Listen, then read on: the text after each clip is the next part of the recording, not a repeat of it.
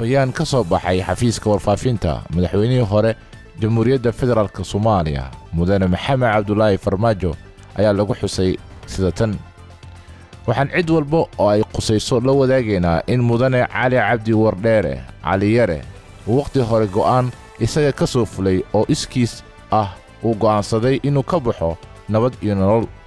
go'aankaasna uu mar hore la wadaagay hoggaanka nabad iyo nolol wuxuuna doortay inuu la shaqeeyo dhinacyo kale oo siyaasadeed. sidaa darteed waxaan cid walba oo xaqiijinaynaa in afkaarta uu la wadaago dadweynaha ay yihiin kuwa isaga u gaar ah, wixii hadda ka dambeeya aysan ahayn fikrado lagu matalo nabad iyo nolol.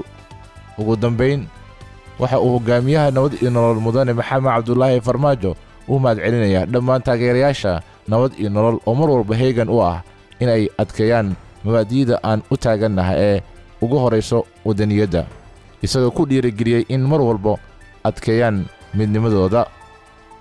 muuqaalkan fadlan la wadaag asxaabta kale